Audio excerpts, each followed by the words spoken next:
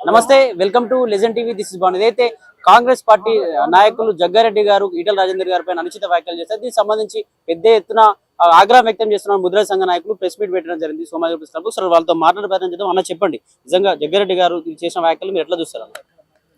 జగ్గారెడ్డి చేసినటువంటి వ్యాఖ్యను తెలంగాణ ముదిరాజు మహాసభ పక్షాన తీవ్రంగా ఖండిస్తున్నాం. ముఖ్యంగా జగ్గారెడ్డి గారు చేసినటువంటి వ్యాఖ్యలు గౌరవ మా ముదిరాజు ముద్దు బిడ్డ అయినటువంటి ఈటల రాజేందర్ గారి మీద చేసినటువంటి వ్యాఖ్యలు, మరి బిడ్డ బట్టలు ఊడదీస్తా, గుంజీలు దీపిస్తా, పరుష పదజాలంతో మాట్లాడడం జరిగింది. మరి వారు యావత్ తెలంగాణ లోపల దాదాపుగా 13% పైన ముదిరాలో ఉన్నాం. అంటే 50 లక్షల 60 లక్షల పైన ముదిరాలో ఉన్నాం. మరి 50 లక్షల మంది ముదిరాలను బట్టలు ఊడదీస్తావా జగ్గారెడ్డి నువ్వు? మరి ఈ 50 లక్షల ముదిరాజులను నువ్వు రోడ్డు మీద తీసుకొస్తే మరి ఏమవుతుందో నువ్వు ఒక్కసారి ఆలోచించుకో.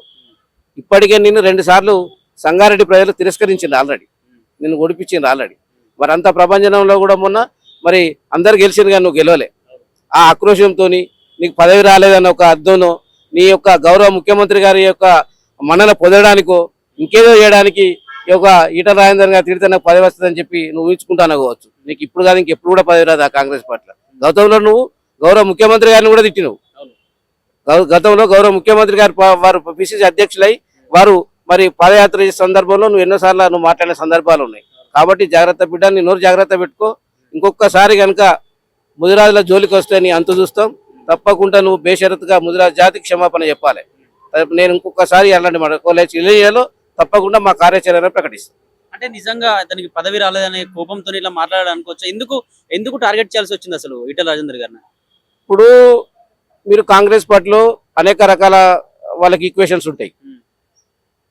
ఆయనకు పదవి ఆల్రెడీ మొన్న కూడా మీరు తెలుసు, గతంలో వాళ్ళ ప్రకటన వస్తుందన్నట్టు కూడా పలు సందర్భాలు ప్రెస్ మీట్ పెట్టి మాట్లాడండి. ఆయన ఎప్పుడే ప్రెస్ మీట్ పెట్టి ఏం మాట్లాడుతూ ఆయనకే తెలియదు. ఆయన ప్రెస్ మీట్లో ఏం మాట్లాడుతారో అతనికే తెలియదు.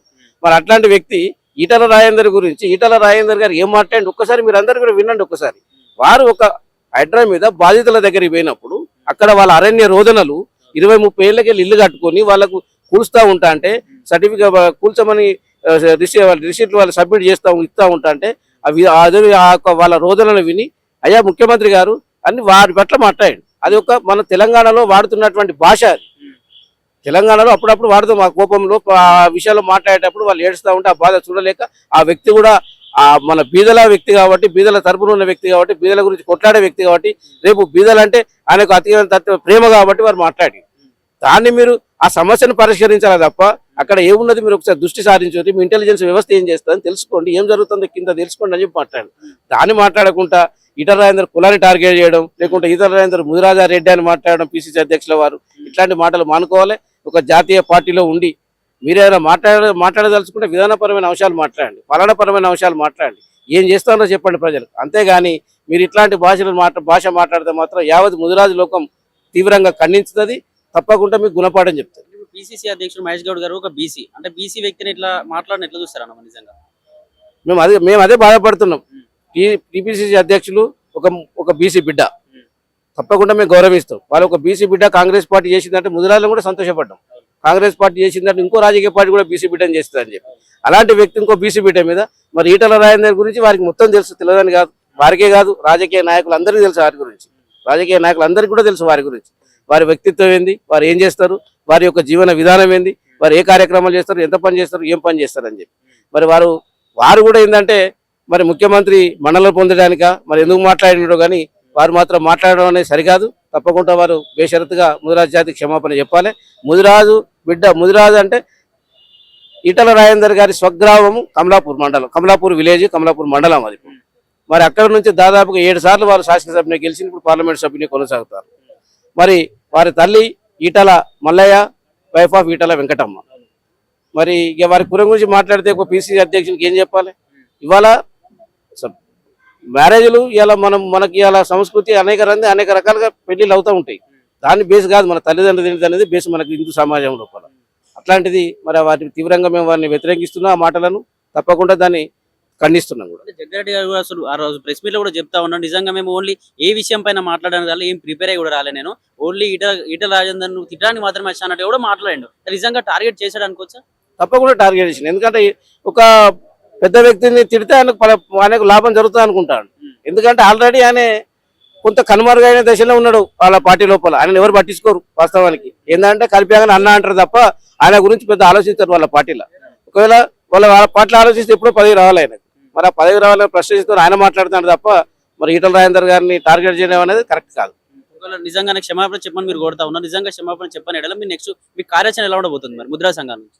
క్షమాపణ చెప్పాల తెలంగాణ ముదిరాజ్ మహాసభ పక్షాన్నే పెట్టినాం రాష్ట్ర వ్యాప్తంగా. ఇలా మా రాష్ట్ర కమిటీ పిలుపు మేరకు ఇవాళ ప్రెస్ మీట్ పెట్టినాం. క్షమాపణ చెప్పని ఎడల మళ్ళీ మేము ఒకసారి తప్పకుండా మా రాష్ట్ర కార్యవర్గంలో చర్చించి కార్యరూపం ఖచ్చితంగా ఒక కార్యాచరణ ప్రకటిస్తాం. అన్న చెప్పండి, నిజంగా అట్లాంటి వ్యాఖ్యలను మీరు ఎట్లా చూస్తారు యావత్ ముద్రా సంఘాల పక్షాన అలాగే బీసీ సంఘాల పక్షాన? వ్యక్తిగతంగా దూషించడం అనేది రాజకీయంలో ఉండి కరెక్ట్ కాదని చెప్పని సందర్భంగా తెలియజేస్తున్నాం. ఎందుకనంటే మా ముదిరాజు జాతిని ఆయన కూడా ఒక బీసీఐ ముద్దు బిడ్డ, బీసీలో బిడ్డ కాబట్టి బీసీని అనడం కరెక్ట్ కాదు. ఎందుకంటే ఇప్పుడు వాళ్ళకు కాంగ్రెస్ పార్టీ అధికారంలో ఉన్న వాళ్ళకు అలవాటు అయిపోయింది. వాళ్ళ మంత్రివర్గ విస్తరణలో ఈయనకి ఏమైనా చోటు దక్కుతుందన్న ఆశయం అని ఉండొచ్చు. ఎందుకంటే ఇంకొకరిని నేను టార్గెట్ చేసుకుంటే నేనేమన్నా అవుతానని చెప్పని ఆ జగ్గారెడ్డికి ఏదైనా ఇస్తారని చెప్పని ఆశ ఉండొచ్చు. ఈ బీసీ బిడ్డ అయిన మన మహేష్ గౌడ్ కూడా ఏమైనా ఆశ ఉండొచ్చు. అందు గురించి ఇంకొకరిని దూషించినట్టు చేస్తే వీళ్ళు ఏమైనా పెద్దగా అవుతారేమో అని చెప్పని ఆశ కావచ్చు. వీళ్ళు అనగానే పెద్దలు అయ్యారు అనేది కరెక్ట్ కాదు. ఎందుకంటే ముదిరాజు జాతి అనేది చాలా పెద్ద కులము. మాకున్న 50 నుంచి 60 లక్షల జనాభా గల మా జాతి. దాన్ని ఏలు పెట్టి చూపిస్తే ఇప్పుడు ఏమైంది, రాజేందర్ అన్నని బయటికి పంపంగానే అధికార పార్టీ ఏ విధంగా కూలిపోయిందో కుప్పకూలింది అనేది అందరికీ తెలుసు. ఇప్పుడు రేపు ఆయనకి ఏం చేయాలి ఏందన్నది వాళ్ళ పార్టీల మీద వ్యతిరేకంగా మాట్లాడుకోండి. పార్టీ ఏం చేసింది, ఆయన ఏం చేస్తాడన్న దాని మీద మాట్లాడాలి కానీ కులం పేరు అనేది కరెక్ట్ కాదని చెప్పని సందర్భం ఇస్తున్నాం. ఇంకొకటి మా ఈ యొక్క రాజేందర్ అన్ననే కాదు, మా ఈ కాంగ్రెస్ పార్టీలో ఉన్న వాళ్ళను కూడా ఇలా వాకంటి శ్రీహరి గెలిచిన ఏకైక ఎమ్మెల్యేకు మేము మంత్రి పదవి ఇవ్వాలని ముదిరి జాతి అంతా ఆయన గురించి అడుగుతున్నాము. ఎక్కడున్నా ముదిరాలందరికీ న్యాయం జరగాలని, అధికార పార్టీలో ఎవరున్నా వాళ్ళందరికీ కూడా సముచిత న్యాయం జరగాలని చెప్పనే మేము కోరుకుంటాను. అలా ముదిరాల దాంట్లో ఉండి ముదిరా సంఘంలో కాంగ్రెస్ పార్టీలో ఉండి మళ్ళా అనగానే వాళ్ళకి ఏమైనా వస్తుందనో ఉన్న పది పోతుందనో వాళ్ళ భయానికి మాత్రమే ఈరోజు వాళ్ళు అక్కడ పోయి మాట్లాడినారు తప్పితే వాళ్ళు ఏదో మాట్లాడాలనే ఏదో చేసినది కరెక్ట్ కాదని చెప్పి చాలా మంది ఈ ప్రజాపాలన విషయంలో చాలా తప్పులు జరుగుతా ఉన్నాయి, వ్యతిరేకమైన విధానం నడుస్తా ఉందని చాలా చెప్పి క్వశ్చన్ చేస్తా ఉన్నారు. అటు బీజేపీ కావచ్చు ఇతర పార్టీలను కూడా క్వశ్చన్ చేస్తా ఉన్నారు. ప్రజలు కూడా వ్యతిరేకత వచ్చింది ప్రజల్లో కాంగ్రెస్ పైన. ఎందుకు రాజేందర్ గారి పైన ఎందుకు టార్గెట్ చేయాల్సి వచ్చింది అసలు నిజంగా? ఇవాళ ఆయన ఒక రాష్ట్ర అధ్యక్షుడు అవుతాడని బీజేపీ పార్టీకి, ఆయన ఒక జాతీయ పార్టీకి రాష్ట్ర అధ్యక్షుడు ఇక్కడ అవుతాడన్న ఉద్దేశంతోనే ఆయన టార్గెట్ చేస్తున్నారు. అంతేగాని వాళ్ళకి ఇంకెవరిని కొట్టాలన్నా కూడా వాళ్ళకు బలం లేదు. ఉన్న పెద్ద కులం అయిన మా ఒక బీసీ ముదిరాజులలో ఉన్న బీసీ కులాన్ని ఇది ఒకటి ఉన్నది కాబట్టి జగ్గారెడ్డిని ఇప్పటికే ఆ సంగారెడ్డిలో ఉన్న మా వాళ్ళందరూ వ్యతిరేకిస్తాను. గెలిచిన దాఖలు లేవు, మళ్ళీ గెలిచేది లేదు, మళ్ళీ నువ్వు గెలిచేది లేదు, చేసేది లేదు. అందుకే ఏదో ఒకటి అనాలే, రోజు పేపర్లో పడాలి. ఇక చూస్తే ఎట్లున్నాడు తెలుసు కదా, మనిషి గురించి చెప్పాల్సిన అవసరం లేదు, ఆయన గురించి మాట్లాడ కూడా అవసరమే లేదు.